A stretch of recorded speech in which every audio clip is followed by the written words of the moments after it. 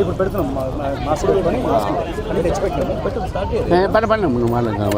మౌన ప్రదర్శన వాళ్ళు చేసుకుంటారు. మనం ఇన్ని వాళ్ళు నేర్పించి సాంఘీభావం చెప్పి నిన్న చెప్పాను, నేను మీడియాకి చెప్పాను. అప్పుడు నేనే ఉన్నా అసదా మొత్తం నీ ఇంటికి పోయి నన్ను నా ముందే మొత్తం నేనే మాట్లాడాను.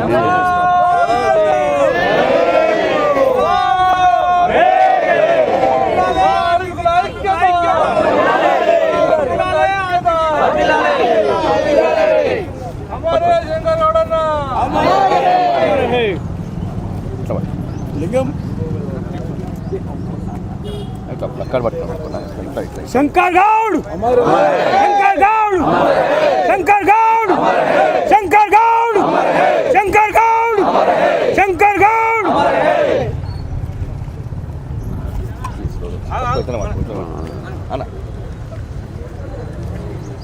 అన్ని మళ్ళీ నిలబడుందా టర్నింగ్ మీద పెట్టిరు.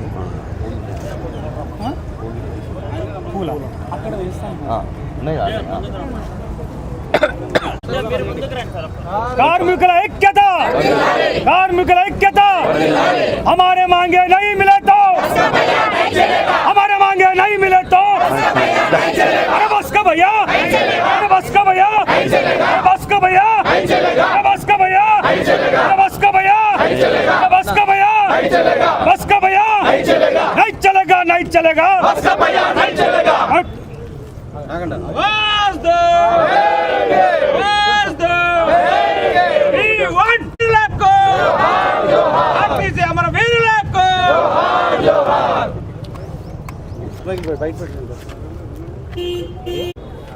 చాలా బాధాకరమైనటువంటి ఒక సంఘటన. ఆర్టీసీ యొక్క సిబ్బంది సమ్మె చేస్తున్నటువంటి ఒక సందర్భంగా జరిగింది. ముగ్గురు వ్యక్తులు ఆత్మహత్య యత్నాన్ని వారు ప్రయత్నం చేసిన తర్వాత శంకర్ గౌడ్ నర్సంపేట్ నివాసి, మళ్ళీ వరంగల్లో జరుగుతుండే సమ్మెలో భావోద్వేగాలకు మొత్తం మా ఒక డిమాండ్స్ని ప్రభుత్వం పట్టించుకోవట్లేదు, ప్రభుత్వ చర్చలకు రావట్లేదు, పిలవట్లేదు అనే దీంట్లో చాలా ఈ యొక్క డిమాండ్స్ ఏదైనా జెన్యూన్గా ఉన్నాయి అనేటువంటి ఆలోచనతో వారు ఆత్మహత్య ప్రయత్నం చేశారు. వారు నిన్న ఇక్కడ చనిపోవడం కూడా జరిగింది.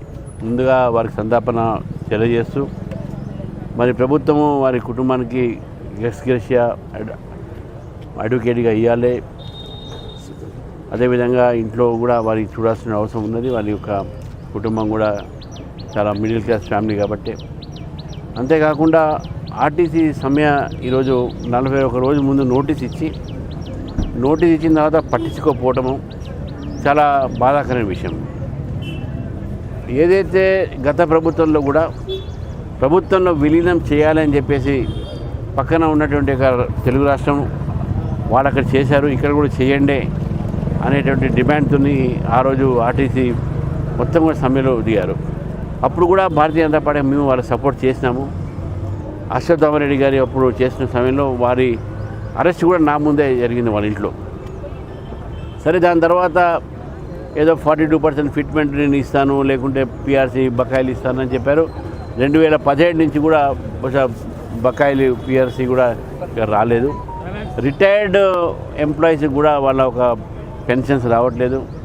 ప్రముఖమైనటువంటి ఒక విషయం ఏంటంటే ఈరోజు ఏదైతే సమ్మె జరుగుతూ ఉందో ప్రధానమైన డిమాండు ప్రభుత్వంలో విలీనం కావాలి. గవర్నమెంట్ ఒక సెక్టార్లో ఆర్టీసీ విలీనం చేయాలి. ఎందుకంటే లాభ నష్టాలు ఇవన్నీ కూడా ఏవైతే ఉన్నాయో ఇవన్నీ దీంట్లో ఏదైతే ప్రభుత్వంలో వెళ్ళిపోయిన తర్వాత అది సంస్థ మీద కానీ ఎంప్లాయీస్ మీద కానీ వాళ్ళకు భారం పడదు.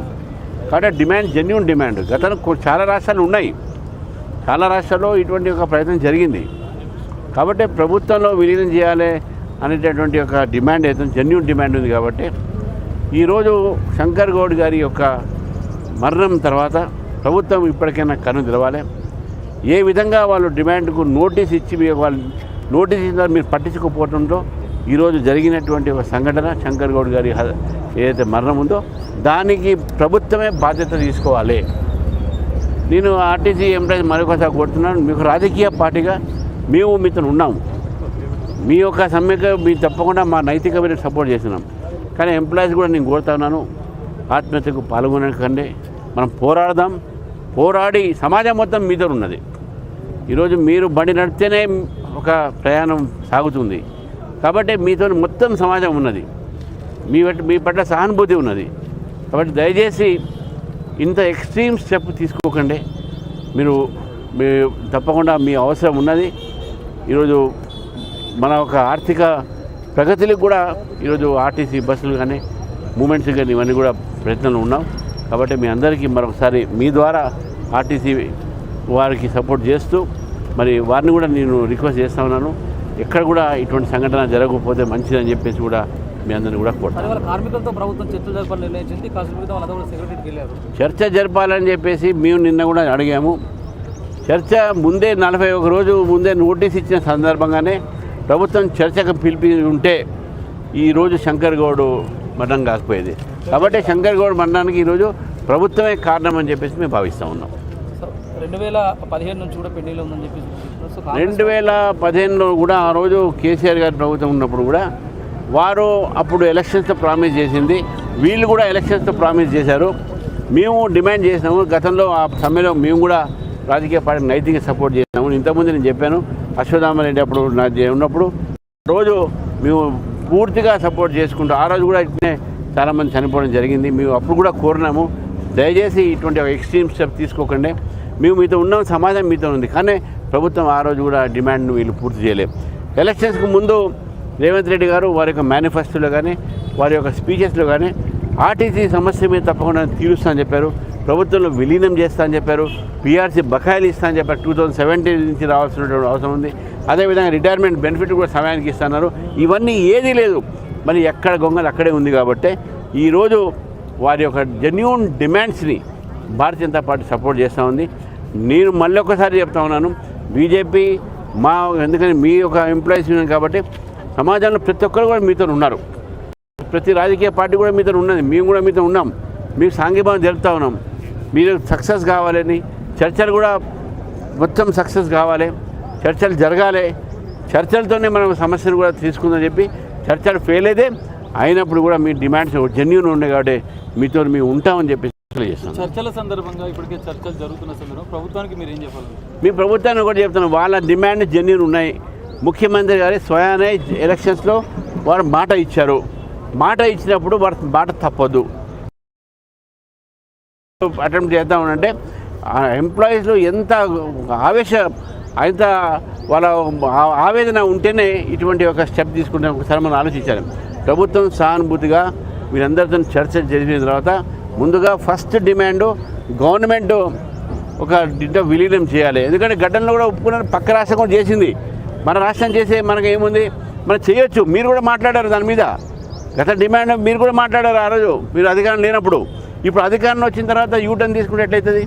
కాబట్టి కాపాడండి, ఆర్టీసీని కాపాడండి, ఆర్టీసీ వ్యవస్థను కాపాడండి, సంస్థను కాపాడండి, ఆర్టీసీ సిబ్బందిని కాపాడండి, ఆర్టీసీ ఎంప్లాయీస్ని కాపాడండి అని చెప్పి భారతీయ జనతా పార్టీ అడుగుతా ఉంది. డిపోలో వేధింపులు ఎక్కువ అవుతున్నాయి అంటున్నారు, దాని మీద ఎలాంటి అంటే అది వాళ్ళు ఇంటర్నల్గా మాకు చెప్తూ ఉంటారు.